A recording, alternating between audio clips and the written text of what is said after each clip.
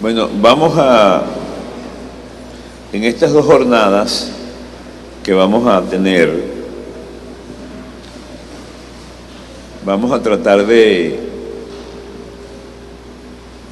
cubrir lo básico del tema de la vida de oración. Y si ustedes tienen alguna pregunta, la pueden traer escrita. Y si la pueden hacer esta noche, yo me las llevo y mañana las respondemos. Pueden traerla mañana también por si acaso les queda alguna laguna o tienen alguna pregunta particular que responder acerca del tema de la oración. Cuando hablamos de oración, hay varias emociones que están en el ambiente. ¿Qué es lo que entendemos por oración? ¿Cuál es la idea central que hay en nuestra mente cuando la palabra oración aparece? Lo primero que pensamos es que la oración sirve para resolver problemas. De hecho, hay una frase tradicional, evangélica, que dice que la oración cambia las cosas. Eso parece así como magia. La oración cambia las cosas. Hay que establecer claramente que más que cambiar las cosas, la oración nos cambia a nosotros. Antes que cambiar las cosas, la oración nos cambia a nosotros, nos debe cambiar a nosotros. Porque cuando decimos que la oración cambia las cosas, a uno le da la sensación de que estamos hablando de un detergente, de un producto mágico. Y eso indica que no hemos entendido el concepto de lo que es realmente oración. Los discípulos, en una angustia existencial, le dicen al Señor que los enseñe a orar. ¿Cuáles discípulos? La gente que seguía a Jesús. No está hablando de los 12. La palabra discípulo en el Nuevo Testamento casi siempre se refiere a la gente que seguía y no a los 12.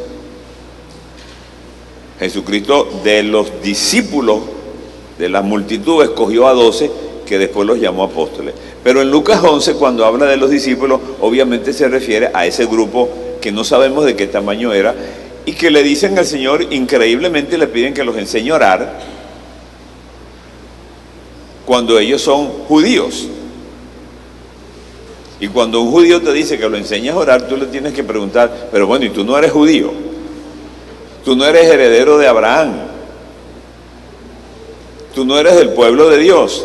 Tú no tienes una cultura religiosa que viene desde Abraham, que pasa por Moisés, los profetas, los reyes, donde la oración forma parte importante. Claro, claro que sí. Y entonces, ¿por qué le están preguntando a Jesús que les enseñe a orar? Cuando nosotros leemos la palabra, tenemos que tener el cuidado de leerla con agudeza. Generalmente nosotros leemos la palabra como si nos vienen persiguiendo. Tenemos la tendencia a leer la Biblia muy rápido para salir del paso. Hay que resolver eso. Hay que cambiar ese hábito y acercarnos a la palabra de Dios con mucha reverencia, con mucho respeto y con mucha calma. Lucas 11:1, aunque es un pasaje, es una narración histórica, tiene una gran cantidad de elementos profundos que no podemos pasar por encima. Aconteció que estaba Jesús orando en un lugar y cuando terminó, uno de sus discípulos le dijo, enséñanos a orar. Ahí hay demasiada información para que uno pase eso rápido. Pero lo primero que notamos es que Jesús estaba orando en un lugar y fue observado por los discípulos. Cuando ellos vieron eso, cuando se acostumbraron a ver a Jesucristo orando, un día se les ocurrió que tenían que pedirle que los enseñara a orar porque ellos no sabían. Pero ¿era verdad que no sabían? Es decir, cuando ellos dicen enséñanos a orar, ¿qué es lo que le están pidiendo al Señor que les enseñe? ¿Acaso le están pidiendo que los enseñe a decir las primeras palabras que se deben decir al orar? ¿Acaso le están pidiendo al Señor que no tienen idea de cuáles son las posturas físicas, si es que eso es importante? No sabemos exactamente qué es lo que están preguntando, porque la pregunta es muy ambigua. Enséñanos a orar. El problema es que quienes les están preguntando eso al Señor son judíos y además son discípulos. Es decir, son judíos y ya eso implica que tienen una formación religiosa, y son discípulos, quiere decir que han creído al Evangelio.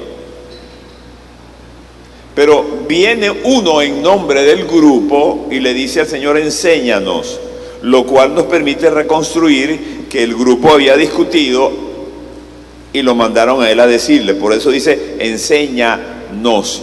Es decir, me mandaron a decirte. Eso es lo que está diciendo. Que nos enseñes a orar. Vamos a examinar qué era lo que ellos sabían para poder establecer qué era lo que no sabían. ¿Qué era lo que sabían? Obviamente, como buenos judíos, tenían un conocimiento de la forma cultural de la oración. ¿Qué es la forma cultural de la oración? Bueno, la forma cultural de la oración es, para el judío, son 5 aspectos. Número 1, los judíos oran mirando hacia Jerusalén. ¿Por qué? Bueno, porque eso se lo inventaron ellos.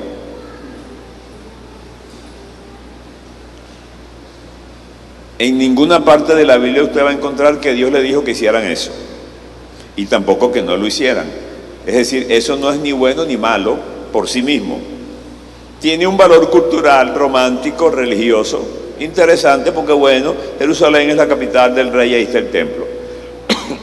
Pero si yo no sé, si yo soy un judío de la época de Cristo y no me puedo ubicar hacia dónde está Jerusalén, significa que mi oración no va a ser contestada. Significa que Dios no me va a escuchar. Por ejemplo, ¿pueden ustedes imaginarse a Jonás en el pez preguntándole al Señor: mira, ¿cómo hago para ver? Porque no sé dónde está Jerusalén. Y el Señor diciéndole: bueno, si no pones la cara hacia Jerusalén no te puedo responder. ¿Se dan cuenta? Para un judío poner el rostro hacia Jerusalén es importante, y ellos respetan eso. Número 2, el judío tiene una forma corporal de orar que es de pie con las manos levantadas. A veces se postran, casi nunca se arrodillan. ¿Es importante la forma corporal? Bueno, para la gente sí, para Dios no. Yo digo esto con mucha preocupación, porque la mayor cantidad de preguntas que la gente hace con respecto a la oración tiene que ver con ese tipo de cosas culturales. Hay gente que se angustia porque dice: pastor, mire, yo tengo que orar de rodillas. No, usted puede orar como usted quiera. No, pero es que dicen. ¿Quién dice? No, que los hermanos. ¿Cuáles hermanos? ¿Se dan cuenta? La gente repite mucho esas cosas. Que un hermano me dijo: no, es que eso no es porque un hermano lo diga. Vamos a la palabra de Dios. Nosotros no podemos establecer la doctrina por experiencia, sino por revelación. Me fascina que una persona ore de rodillas. A mí me encanta orar de rodillas, porque me gusta, me parece que es una expresión en la cual uno puede expresar su humillación. Pero no todo el mundo puede arrodillarse. Unos porque no tienen rodillas y unos porque las rodillas no le sirven, le molestan. Entonces, si una persona tiene malas las rodillas, no puede orar porque el Señor no lo va a escuchar, porque tiene que ser de rodillas. Pues no tiene que ser rodillas, tiene que ser nada más. Lo importante es que oremos. Entonces el judío oraba con las manos levantadas y de pie. Yo le pregunté a un rabino un día en Caracas, porque ellos se balanceaban en el muro de los lamentos. Ellos se balancean así. Y él me dijo: bueno, nosotros hacemos así, ustedes hacen así. O sea, son 2 maneras culturales. Ninguna es más importante que la otra, ninguna es preferida por Dios. Tenemos que entender que la forma de adorar a Dios son formas culturales, que no son necesariamente bíblicas. Nosotros aquí en Colombia cantamos como cantan los colombianos, en Venezuela cantan como los venezolanos, Los bolivianos cantan como los indios de la altiplanicie, muy triste. Las iglesias negras del sur de los Estados Unidos son muy escandalosas y muy alegres. Los ingleses son muy formales para cantar.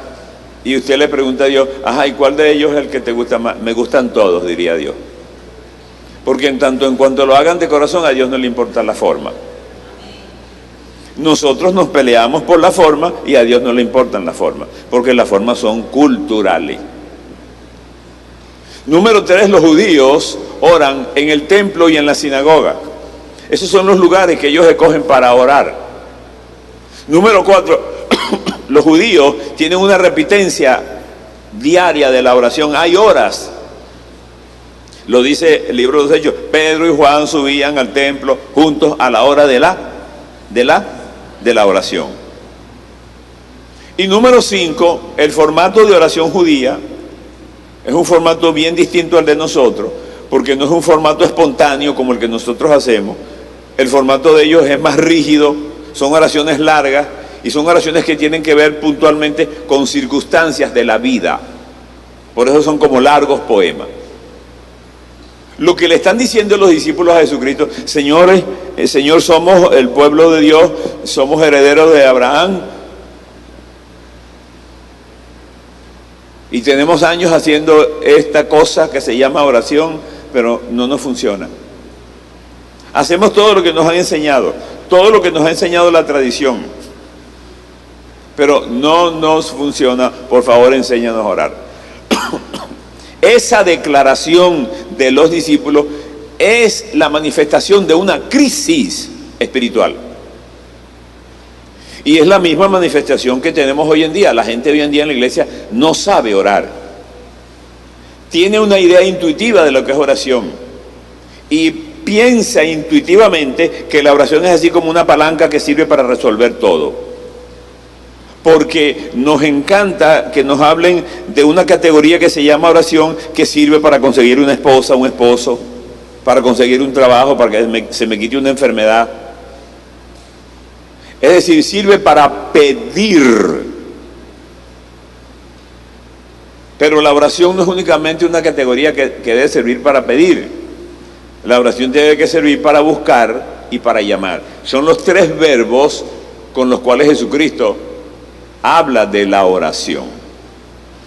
Ahora bien, cuando los discípulos se le acercan al Señor, le dicen, enséñanos a orar, lo que están diciendo, enséñanos a orar, porque tenemos años haciendo lo que nos enseñó Moisés y no nos funciona. Entonces, increíblemente, el Señor tiene una respuesta que los sorprende, y nos sorprende a nosotros. ¿Cuál es la respuesta que nosotros le damos a la gente hoy en día cuando nos plantean sus dudas acerca de la oración? No se preocupe, hermano, orar es hablar con Dios, tranquilo, no se dé mal la vida por eso. Y con un concepto superficial, utilitario, le quitamos la angustia, o creemos que le quitamos la angustia a la gente y la dejamos más angustiada. Porque le decimos a la gente, orar es hablar con Dios. Usted hable con Dios y ya se acabó. Y resulta que orar es mucho más serio y mucho más complejo que hablar con Dios. Eso es un concepto que viene del mundo católico en los primeros siglos no viene exactamente del mundo católico, viene de la teología patrística de los primeros años de la iglesia. Y es un concepto bonito, elegante, pero que no se corresponde exactamente con lo que la Biblia enseña. Porque cuando yo tengo una relación con Dios en oración, estoy haciendo algo mucho más, que va mucho más de hablar con. ¿Cómo responde Jesucristo entonces a la angustia existencial de unos discípulos que están diciendo, Señor, lo que sabemos son fórmulas? Fórmulas que tienen que ver con el control exterior de la oración. Pero ¿cuándo se dieron cuenta ellos de que tenían una crisis? Porque no sabían lo que creían que sabían. Cuando vieron a Cristo orando. No cuando vieron a Cristo enseñando de la oración, sino cuando lo vieron orando. Entonces el Señor le dice 3 cosas. Increíblemente profundas las 3. Y es donde está la esencia de la teología de la oración. Número 1, ¿quieren que los enseñe a orar? Ok, anoten Mateo 6, 5. Número 1, dice Cristo, cuando oren no sean como los hipócritas. ¿Se dan cuenta? Cristo pasa por encima de toda la forma. Cristo no le dice, cuando oren tienen que arrodillarse. No le dice eso. ¿Por qué? Porque para Cristo eso no es lo importante. No le dice, cuando oren tienen que sentarse. O tienen que levantar las manos. No. Eso es adjetivo, eso es secundario. ¿Qué dice Cristo? Revisen su corazón. Eso sí es importante. Revisen su motivación. Porque la oración tiene buena fama. Usted ve a una persona, usted entra al templo y ve una persona por allá en el rincón que está arrodillada así en el banco con los ojos cerrados y usted dice, ay, el hermano está orando. A lo mejor él está durmiendo. Pero el hecho de que esté arrodillado así con los ojos cerrados comunica una idea religiosa que la gente respeta. Dios va mucho más allá de eso. Entonces el Señor corrige lo que tiene que corregir. Y le dice, ¿quieren saber orar? Ok, primera lección, cuando oren no sean como los hipócritas. Entonces uno tendría que preguntar, ¿y los hipócritas oran, Señor? Claro. ¿Y cuál es el resultado de la oración de los hipócritas? Ninguno. No sirve. Pero oran. ¿Y a quién se refiere Jesucristo cuando habla de que no sean como los hipócritas? No sean como los hipócritas. Cuando oren, no sean como los hipócritas. Porque ellos, los hipócritas, aman el orar en pie en las sinagogas y en las esquinas de la calle para ser vistos de los hombres. Y eso es muy serio lo que Cristo está diciendo. Cristo está diciendo, estos señores que yo llamo hipócritas, y un hipócrita es un actor. Un hipócrita es una persona que representa lo que no es, que tiene doble cara, que manda un mensaje en el cual él no cree. Y el Señor, cuando habla de los hipócritas, se está refiriendo nada más y nada menos que a los líderes espirituales de la nación. Miren de lo que estamos hablando. El Señor está criticando al liderazgo espiritual del pueblo de Dios. Si ustedes hacen un retroceso y leen el capítulo primero de Isaías, del versículo 10 en adelante, se van a dar cuenta la crítica tan feroz que Dios le hace a Israel. Y los compara con Sodoma y con Gomorra. Porque aunque respetan las formas externas de hacer el culto, el corazón lo dejaron en la calle. Y el Señor le dice, estoy cansado de los holocaustos, del incienso, porque ustedes vienen al templo a pisotearlo. Y cuando hagan oraciones no los voy a escuchar. Y uno dice, ¿con quién está hablando Dios? ¿Será que está hablando con los budistas? ¿Está hablando con los musulmanes? ¿Está hablando con los católicos, con los evangélicos? No, está hablando con los judíos. Está hablando con el pueblo de Dios, que convirtió el culto en una actividad superficial que la hacen. Porque lo más importante de la vida cristiana no es lo que yo hago, es lo que yo soy. Entonces es bien interesante que entendamos por qué Cristo hace eso. Cuando oren no sean como los hipócritas. Revisa tu corazón porque la oración tiene buena fama. Y cuando tú oras, cuando tú tienes fama de que eres una persona de oración, la gente se te acerca y la gente te respeta. Y si tú no tienes un equilibrio espiritual, vas a manipular a la gente, que era lo que hacían los fariseos. Entonces, la primera lección, si queremos aprender a orar, quien da la clase magistral es Jesús. Revisa tu motivación, revisa tu corazón. No seas como los hipócritas. Cuando comiences a tener una vida de oración, eso te va a producir cambios. porque no puede ser que no te los produzca. Y la gente va a percibir esos cambios. Y si tú te das cuenta que la gente percibe esos cambios, tienes que ser humilde. No puedes montarte en un pedestal para hacerle ver a la gente que tú eres especial, que tú eres superior porque tienes una vida de oración, porque Dios no tolera eso. Había en mi iglesia una señora, en la iglesia donde yo estaba, bien mentirosa. Yo la conocí a ella como persona mentirosa. Y ella trató varias veces de convencerme a mí de que ella era una persona de adoración. Y me decía, pastor, yo me levanto de la madrugada a orar. Yo sabía que era mentira. ¿Por qué? Porque una vida de oración no permite una vida de mentira. Así de sencillo. Eso es como una gente que acaba de almorzar y a los 10 minutos tiene hambre. Bueno, ahí pasó algo, no puede ser. Uno no puede ser gordo y flaco al mismo tiempo. Uno no puede comer y a los 10 minutos tener hambre, a menos que tenga un problema que se le escape la comida por algún lado. Pero si una persona dice que tiene una vida de oración, esa vida de oración forzosamente va a producir un cambio. Forzosamente. Inclusive va a producir un cambio aunque la persona no quiera cambiar. Número 2. La segunda cosa que Cristo dice es, mas tú cuando ores, y quiero que pongan mucha atención en esto que voy a decir, porque quizás esto es lo más importante de las 3 cosas que Cristo dice. Entra en tu aposento y cerrada la puerta, ora a tu Padre que está en secreto. ¿Qué otra forma de orar entiende Jesucristo que hay cuando dice esto? Jesucristo está haciendo una separación entre lo que podríamos llamar la oración utilitaria y la vida de oración.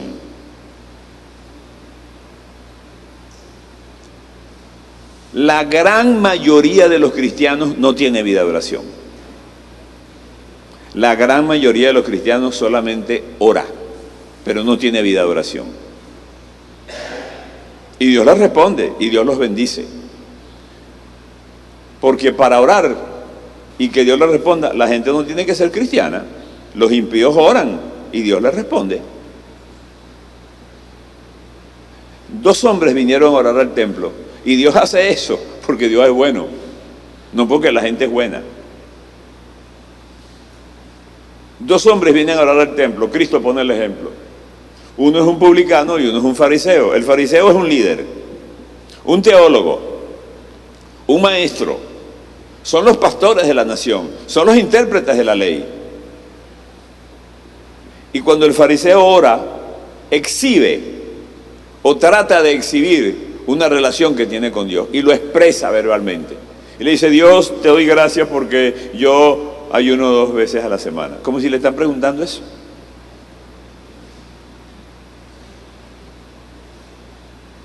Doy diezmo de todo lo que poseo. Tampoco te lo están preguntando. ¿A quién se lo está diciendo? A Dios. A Dios no hay que decirle eso. Dios sabe todo lo que tú haces, lo que no haces y lo que piensas hacer en los próximos 40 años. Dios sabe todo eso. No hay que decírselo. De manera que no se lo está diciendo a Dios, Él se lo está diciendo a alguien que debe oírlo. Y para colmo dice, y no soy como este que está aquí al lado. O sea, tiene la arrogancia de compararse y creerse que es mejor que aquel, porque aquel tiene un estigma social. ¿Quién es el publicano? El publicano es un judío, tan judío como el fariseo, pero el publicano es un materialista que no viene al templo, no va a la escuela dominical, no lee la Torá, no lee la Biblia, no tiene una vida religiosa controlada. Es un hombre que vive de cobrar impuestos al imperio, a los judíos para pagárselo al imperio romano, siendo él judío. Entonces obviamente todo el mundo lo odia. y él está cansado de su propia miseria moral. ¿Y qué le dice el publicano a Dios? Señor, oigan la oración, sé propicio a mí, que soy pecador. Cuando Cristo califica la oración del líder, del que sabe, del teólogo, Cristo dice que oró consigo mismo. O sea, no sirvió. Es más, no oró. Hizo un discurso. Pero cuando el Señor cataloga la oración del publicano, dice que salió justificado. Porque es que Dios no nos va a bendecir porque nosotros somos más buenos que los demás. Dios nos va a bendecir en tanto en cuanto seamos humildes. Y el publicano lo que hizo fue decirle a Dios, oye Dios, discúlpame, pero yo no soy, tú sabes, yo no soy religioso, yo no estoy acostumbrado a estas cosas espirituales. Pero ya estoy cansado de mi miseria. Dime cómo hago para meterme en tu reino. Por favor, dímelo. Y eso es todo lo que Dios necesita para aceptar a una persona. Ahora, cuando Cristo dice, cuando ores, entra en tu aposento, está estableciendo una línea divisoria entre las oraciones utilitarias que la sociedad religiosa controla. Porque las oraciones que nosotros hacemos, la gran mayoría de las oraciones que hacemos son oraciones controladas por la sociedad. Oramos para comer. En nuestra casa a veces no oramos para comer. ¿Por qué? Bueno, porque ahí no nos está controlando nadie. Pero cuando estamos en la iglesia comiéndonos una torta, ahí nos está controlando todo el mundo y no nos atrevemos a comer allí sin orar. ¿Sí o no? ¿Por qué? Porque queremos que la gente que nos está viendo crea que nosotros somos lo que no somos. Ahí no nos atrevemos. Cuando estamos con unos hermanos en un restaurante, aunque no acostumbramos a orar por la comida, no estoy diciendo que eso sea pecado, pero digo que orar o no orar sea pecado, pero sí es pecado la acción de ser hipócrita. Si estamos en un restaurante donde todos los que están allí son cristianos y nosotros no estamos acostumbrados a orar por el alimento, ¿por qué oramos cuando nos controlan? Porque todos los seres humanos nos portamos bien cuando nos controlan. Sería interesante que un día nosotros descubriéramos que todo lo que hicimos durante un día de 24 horas fue grabado en una cámara oculta, secreta. Y nos dijeran, oye, fulano, ¿quieres saber algo? Todo lo que hiciste hoy, desde que te levantaste hasta que te levantaste, fue grabado por una cámara y tú no te diste cuenta. Todo, en colores y con volumen. Inmediatamente trataríamos de, dame acá ese video, porque obviamente nosotros sabemos que nadie está haciendo eso, pero eso ocurre y nos aterra que la gente sepa las cosas que nosotros hacemos cuando no nos están viendo, pero resulta que nos estaban viendo. Cristo dice, toma un lugar, y cuando dice, enciérrate en tu cuarto, obviamente no está hablando literalmente de que yo tengo que cerrarme en un cuarto, pero está diciendo que la oración tiene que tener un ámbito devocional. No puede ser que yo ore únicamente para comer, para dormir, para despedir el culto, para comenzar el culto, o para que el Señor me sane un dolor, o me dé una esposa, o me dé un trabajo, por amor de Dios. Tiene que haber un momento de devoción en el cual yo vengo a la presencia de Dios a derramar mi corazón con Él. Eso es lo que Cristo está diciendo, y eso es íntimo. Y yo tengo que separar esa oración del resto de las oraciones a las cuales me veo obligado por una sociedad que me controla. Son oraciones utilitarias. Y número 3, el Señor está diciéndole, y orando no uses vanas repeticiones, como los gentiles que piensan que por su palabrerío serán oídos. Esa es otra de las grandes angustias existenciales que tiene la gente cuando hablamos de oración. Yo he observado que cuando la gente está reunida orando, empiezan a pedir cosas y a orar por cosas, y oran, y uno se da cuenta de que están haciendo un esfuerzo por recordarse de qué debo orar, por qué debo pedir. A nadie se le ocurre que una persona puede orar en silencio. Y por eso la gente hace esta pregunta. Y cuando se me acaban las palabras, ¿qué hago? Ajá, ¿y quién le dijo a usted que todo el tiempo tiene que estar hablando cuando usted está orando? ¿De dónde usted sacó eso? Y cuando se me acaban las palabras, ¿qué hago? Yo le digo, pues no haga nada. Porque es que orar no es necesariamente estar diciendo palabras. Usted puede venir a la presencia de Dios en oración en absoluto silencio. Usted puede venir a la presencia de Dios llorando. Usted puede venir ante la presencia de Dios gimiendo.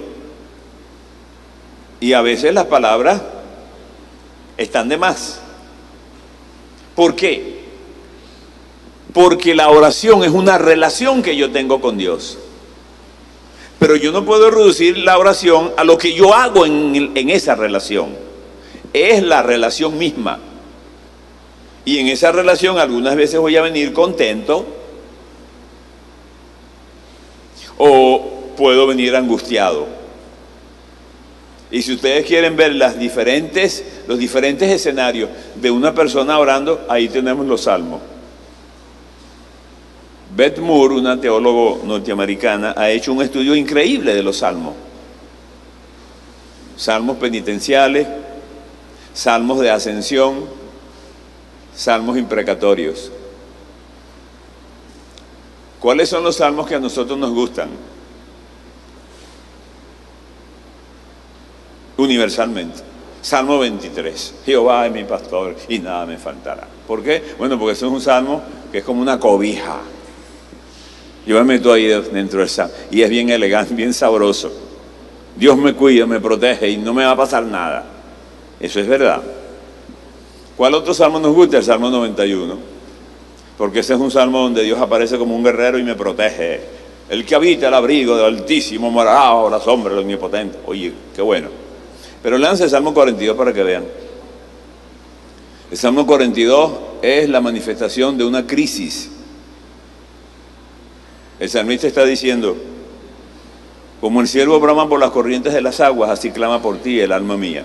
Es decir, como un animal que está sediento y angustiado, así estoy yo. Y mis enemigos me dicen, ¿dónde está tu Dios? Tú no eres evangélico. ¿Qué te pasa? Y él viene a la presencia de Dios a decirle eso. Pero para nosotros es más fácil inventarnos frases evangélicas. ¿Cómo está? En victoria. ¿Cuál victoria? Yo conocí una señora, ella trabajaba en una emisora, atendiendo los teléfonos, y yo siempre la saludaba todos los días. ¿Cómo está fulana? En victoria. Y a mí me da la sensación de que ella no estaba en victoria nada. Pero ella decía, en victoria. Y un día entró a mi oficina y no estaba en victoria. Entró llorando, angustiada, desesperada. ¿Qué te pasa? Y me contó, me echó un cuento, Dios mío, para escribir un libro. Pero la frase en victoria era la manera de solapar una crisis. Usted no tiene que decirle a Dios que está contento si usted está angustiado. Usted no tiene que modificar ni maquillar sus emociones. El salmista dice, quisiera ser como una paloma para levantar el vuelo. Eso no es en victoria. Eso es una angustia existencial. ¿Usted ha sentido angustia alguna vez? ¿Ha sentido rabia alguna vez? ¿Ha sentido ganas de armarle un lío a una persona alguna vez? ¿No? Ah, que ustedes son demasiado santos. Pero la gente por allá de donde yo vengo son así. Esa es la dimensión humana. Y en los salmos usted la va a conseguir. En los salmos David le dice, ¿qué pasa? Que te pido y no me responde. Mi lengua se pegó a mi paladar. ¿Qué pasa? Porque yo tengo que estar oprimido por la opresión y por la persecución de mis enemigos. Eso es lo que está diciendo Cristo aquí. No uses vanas repeticiones. No creas que la oración depende de un discurso elegante. A mí me llama la atención cuando a la gente la mandan a orar en público y hacen un discurso para que la gente los oiga.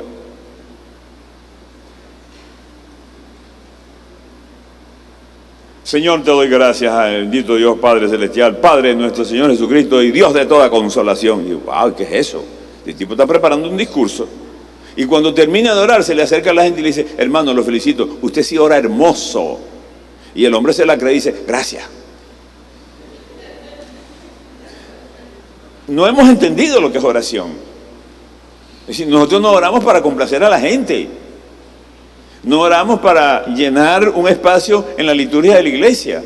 Tenemos un concepto equivocado de lo que es oración. Cuando yo estoy orando, yo me estoy acercando al trono de la gracia. Ahora bien, ¿cómo hago yo para apuntalar un hábito que me permita convertirme en un hombre de oración? Ah, ahí está el problema. Es que orar es difícil. Orar es difícil. Me encantaría decirle que orar es fácil, pero los estaría engañando porque ustedes saben que orar es difícil. Fácil es ver televisión, fácil es leer un libro, fácil es leer el periódico, fácil es irse para la playa, pero orar no. Cuando usted va a orar y cuando usted separa un tiempo para orar, usted sabe cuáles son las experiencias que usted tiene. ¿Cuáles son?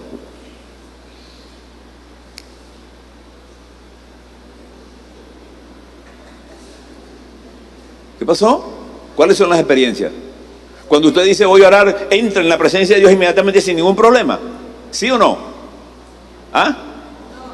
No. Ajá, entonces ¿qué les pasa? ¿Le da sueño? ¿Puede concentrar su mente en oración o la mente divaga? Usted es de los que cuando está orando de repente está pensando en lo que le pasó en el trabajo y dice, uy, pero yo lo que estoy orando, ven acá mente, quédate aquí tranquila. Henry Nouwen, uno de los más importantes teóricos católicos de la oración, dice, cuando estamos orando, la mente empieza a saltar como monos en un platanal. Y tenemos que aprender a aquietar los monos. Y es verdad.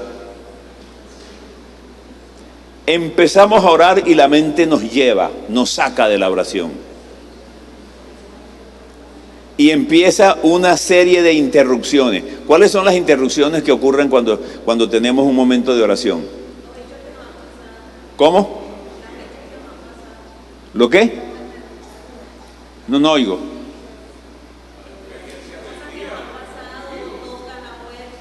Tocan la puerta, escuchó lo que ella dijo, tocan la puerta, te llaman por teléfono, te dan ganas de ir al baño, los niños comienzan a llorar, te da hambre, o sea, hay una...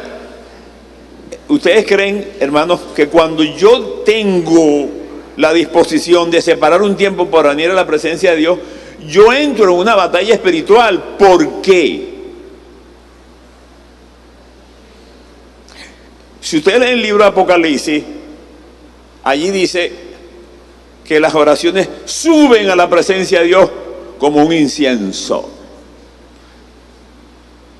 Es decir, la oración es un arma muy poderosa. No simplemente porque sirve para cambiar lo exterior, sino porque sirve para cambiarnos a nosotros, que es más importante que cambiar lo exterior. Y eso al mundo de las tinieblas no le gusta. Cuando usted decide que va a pasar tiempo con Dios en oración, todo el infierno tiembla y tiembla de miedo. Porque la oración es lo único que hace retroceder a Satanás. Cuando una persona peca, independientemente del conocimiento y de la postura teológica que tenga, lo que se afecta no es el conocimiento. Usted le hace un examen de teología a los pecadores y sacan A1, 100, 20, no sé cómo es. Sacan las mejores notas. Porque eso no se afecta. Las convicciones teológicas no son alteradas por el pecado. Pero cuando usted peca, cuando usted cae en pecado, escríbalo. Se afectó su altar, su devoción. Cristo lo dijo de una manera muy elegante.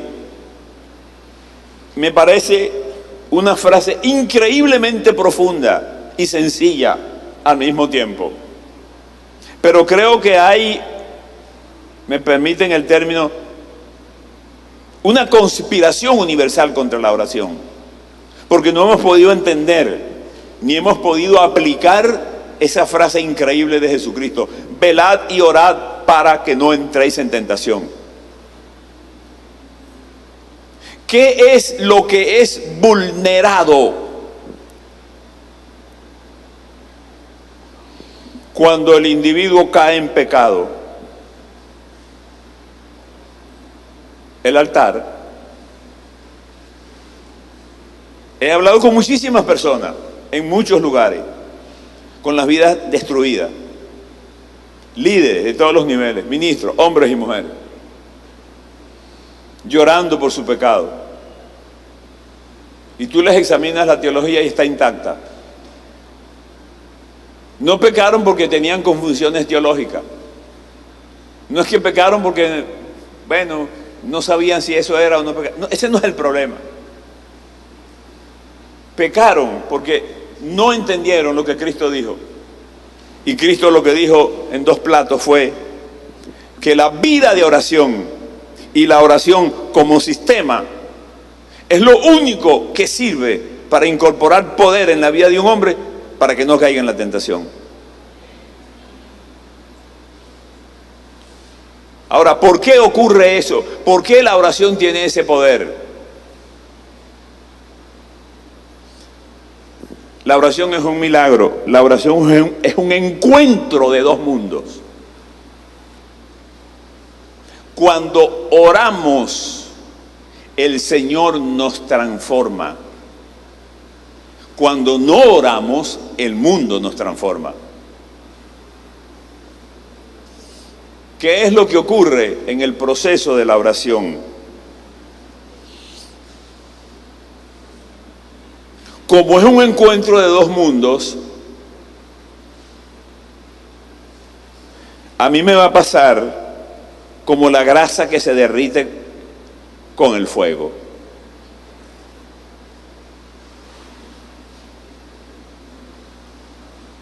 La razón por la cual la grasa se derrite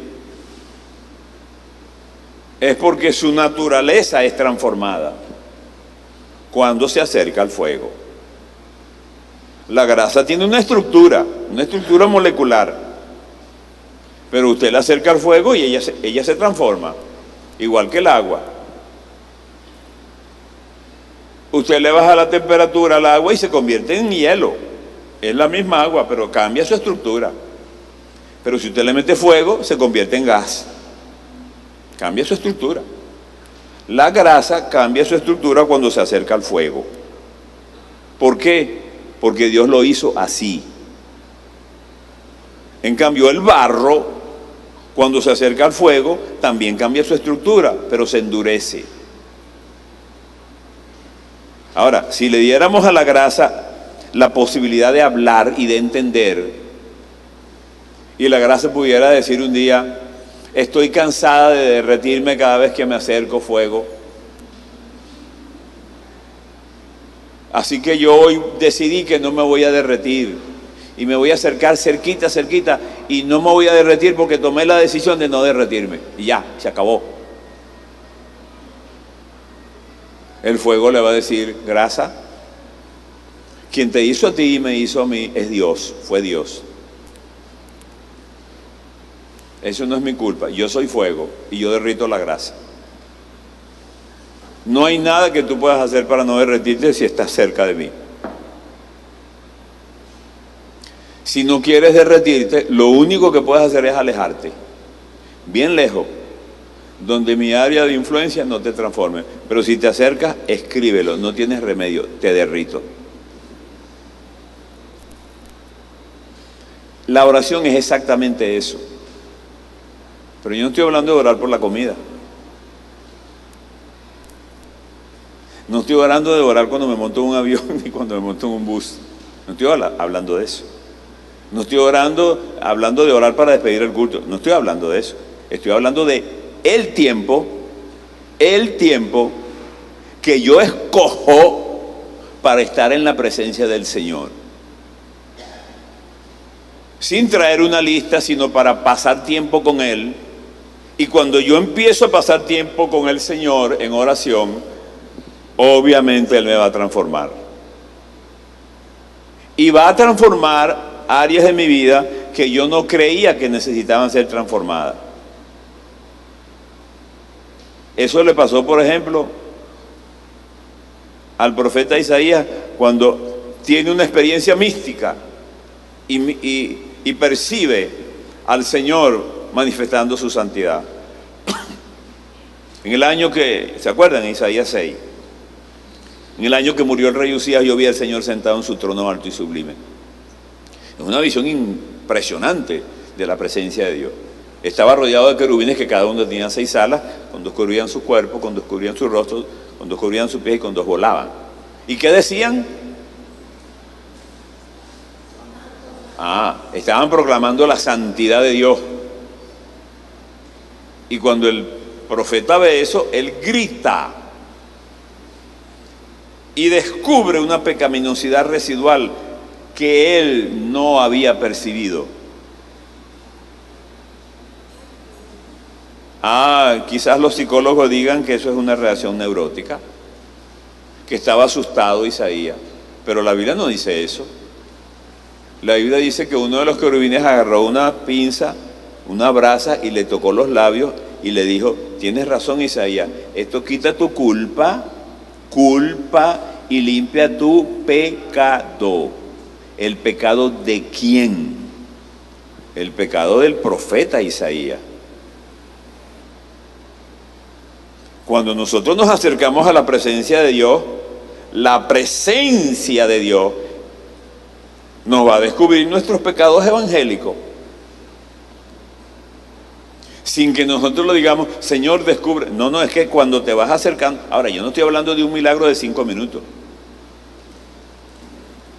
Yo no estoy hablando de la gente que pasa adelante y quiere que uno le ponga las manos para que se consagren. Eso no funciona así. Una señora se me acercó un día en la iglesia. Yo pertenecía al ministerio del altar. Y yo le digo: ¿cuál es tu necesidad? Bueno, yo quiero que usted ore para que yo busque más del Señor. Pero eso es lo que tienes, eso tienes que hacerlo eres tú. O sea, yo no le voy a poder decir: Señor, que ella se consagre. No, si ella se quiere consagrar, tiene que consagrarse ella. Ahora, yo le puedo poner las manos para que el Señor la sane de un dolor de muela o de un cáncer. Pero no le voy a poner las manos para que ella madure espiritualmente. Eso no funciona así. Si la madurez es un proceso que requiere de mi voluntad.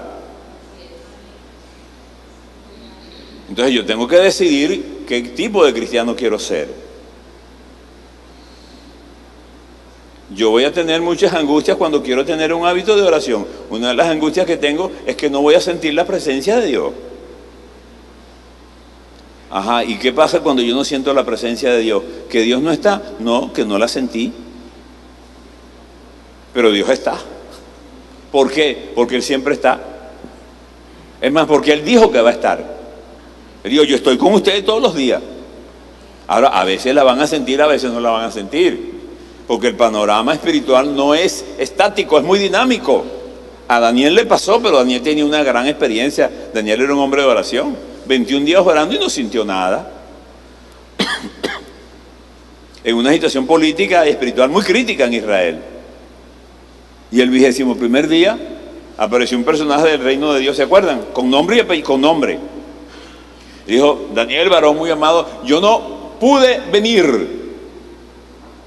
Es decir, ante tu clamor no pude venir. Pero yo te escuché desde el primer día que humillaste tu corazón. Increíble. Ahora, ¿por qué Daniel no se desanimó y dejó de orar? Porque tenía un conocimiento de Dios y de la oración. Es que el príncipe del rey de Persia. Y entonces el personaje espiritual comienza a describir una guerra espiritual estratégica que incide en la oración de un hombre de Dios para que no sienta lo que él quiere sentir. Pero Dios está allí. Es decir, yo tengo que aprender que un día voy a venir a la presencia de Dios y me voy a llenar de su presencia, pero el día siguiente vengo y no siento nada. Puede ser que usted sienta la presencia de Dios, sienta una inundación de la presencia de Dios cuando va en un bus o cuando está sentado en su oficina y usted dice, ¿qué pasó? Bueno, la presencia de Dios te inundó. Ay, pero yo no estoy orando. Sí, pero te inundó la presencia de Dios. Pero de repente estás un día a las 3 de la mañana orando muy místicamente en tu casa y tú crees que van a venir ángeles y arcángeles, y el cuarto se va a alumbrar porque estás orando y no pasa nada. O tú no sientes que pasa nada. Tenemos que ser maduros para entender que nunca perdemos el tiempo que venimos ante la presencia de Dios en oración, aunque nos parezca que lo hemos perdido. La oración como sistema tiene muchos enemigos y para convertirse en una persona de oración hay que remontar una cuesta. Usted, por ejemplo, decide que se va a levantar de madrugada a orar. Entonces usted llega y pone su reloj. Va a levantar a las 4 de la mañana y resulta que el reloj no suena. Y usted dice, pero ¿cómo que no sonó? No sonó. ¿Y está malo? No, está bueno, pero no sonó. ¿Por qué? Porque el diablo sabe hacer eso. Pero puede ser que el reloj suene y usted no lo oiga. ¿Por qué? ¿Porque es sordo? No, porque el diablo sabe hacer eso también. Puede ser que usted lo oye, pero el sueño no lo deja levantarse. ¿Por qué? Porque el diablo también sabe hacer eso. Pero puede ser que le lo suene, que usted lo oiga, que usted se levante y se ponga a orar y no se pueda concentrar porque el diablo también sabe hacer eso. Y usted tiene que acostumbrarse que si quiere ser una persona de oración va a entrar en la dimensión de una batalla. Si usted quiere sembrar grama, césped, bueno, usted lo siembra y en pocas semanas eso se ve verde. Pero si usted quiere sembrar un roble o un caobo, va a tener que esperar muchos años. Porque eso no crece rapidito aunque usted lo riegue todos los días. Construir una vida de oración es un proceso que transforma a la persona que lo hace. Le va cambiando el carácter. ¿Cuáles son esos cambios que se producen en el proceso de la vida de oración? El primer cambio que se produce es una fortaleza para vencer la tentación. Usted va a conseguir normalmente 4 niveles de respuesta ante la tentación. Los seres humanos respondemos de 4 formas. El que no tiene a Cristo, simplemente el diablo toca la puerta para que él peque y él peca. ¿Por qué? Bueno, porque para él pecar es normal. No siente remordimiento. En el nivel 2 están algunas personas que tienen conocimiento de la palabra de Dios, algunos están en la iglesia, pero tienen una vida mediocre y no tienen ahorros espirituales para enfrentarse a Satanás cuando la tentación llega. Cuando la tentación llega, no la pueden procesar porque no tienen con qué. Son como los estudiantes que no estudian. Y por supuesto siempre son reprobados. Pero te consigues un tercer nivel donde hay un cristiano con cierta solidez, con cierto conocimiento de la palabra de Dios, con algunas experiencias en la vida de la oración, que normalmente son vencedores de la tentación. Pero vas a conseguir un nivel, el nivel de un John Wesley, el nivel de un Spurgeon, el nivel de Jonathan Edwards, el nivel de Juan Bunyan, el nivel de Lutero, el nivel de Bones. ¿Quiénes fueron ellos? Savonarola. ¿Quiénes fueron esos hombres extraordinarios que cambiaron la iglesia en los últimos 500 años? Lutero produjo una explosión, una revolución en el mundo cristiano. Wesley volteó la iglesia anglicana y era un muchacho saliendo de la adolescencia. ¿Por qué? Cuando estudiamos la vida de estos hombres, de estos grandes hombres de Dios, que los llamamos grandes hombres de Dios, porque fueron grandes hombres de Dios. ¿Por qué fueron grandes? ¿Tenían una teología más depurada que la nuestra? ¿Tenían más academia? No. Lo que tenían era más oración. Tenían un respeto increíble por la vida de oración. Y ese respeto increíble por la vida de oración lo fue transformando. La segunda cosa que va a transformarse cuando tú tienes una vida de oración es tu capacidad para percibir el mundo espiritual. Cuando Cristo se acercaba, cuando Cristo ministraba, dice Marcos, que los demonios se asustaban, lo reconocían: tú eres el Hijo de Dios. A veces nosotros nos encontramos con un endemoniado y para reprender un endemoniado tenemos que hacer una cadena de oración de 40 días para poder reprender al demonio. Y el demonio nos saca la lengua y se burla de nosotros, porque no tenemos autoridad. Pero yo he visto hombres de Dios, increíbles hombres de oración. Yo vi, por ejemplo, a Eugenio Jiménez en el 61, cuando yo era un chico de 14 años. Eugenio era un tipo flaco, flaquito, desgarbado, flaco, un muchacho, de 26 años tenía. Y cuando terminaba de predicar entraba en la sala donde estaban todos los endemoniados, amarrados con cadenas de hierro. Y él llegaba con aquella autoridad, sin pegar gritos. Eugenio nunca gritaba. Y decía: quítenle las cadenas. Reverendo, no se las podemos quitar porque son muy peligrosos. No, quítele eso, quítesela. Demonio, suéltalo en el nombre de Jesús. Así como yo se lo estoy diciendo, suéltalo en el nombre de Jesús. Y yo vi que aquellos hombres horrorosos que levantaban, vi uno que levantó un árbol así con la mano y lo arrancó de raíz con una sola mano. Lo vi cuando salió caminando detrás de Eugenio como si fuera un preescolar. Increíble. ¿Y quién era ese hombre? Un predestinado del reino de los cielos que cayó de las alturas, ¿no? Sencillamente un hombre que descubrió el poder de la vida de oración y fue transformado. La vida de oración te va a dar una capacidad suprema, espiritual, para la comprensión de la palabra de Dios. Hay pasajes de la Escritura que son supremamente complejos y requieren de la asistencia del Espíritu Santo. Bueno, Se nos acabó el tiempo.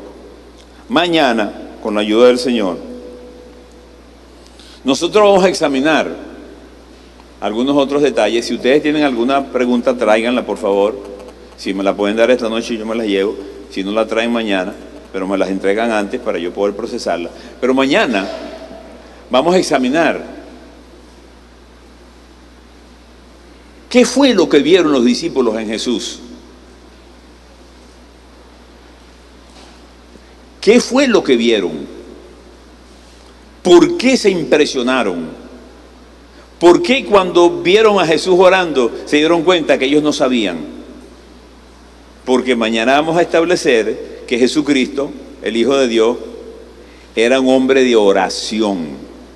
Oiga bien, no solamente era un hombre de oración, sino que fue el hombre que tuvo más respeto por la vida de oración. Y vamos a demostrar bíblicamente que no lo hacía como Dios, porque Dios no necesita orar. Jesucristo oraba como hombre. Bueno, ¿cómo se sienten? ¿Ah?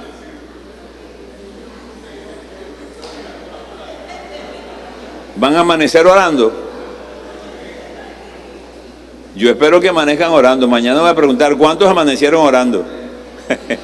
Dios me lo bendiga, cuídense, Dios me lo bendiga. Pastor.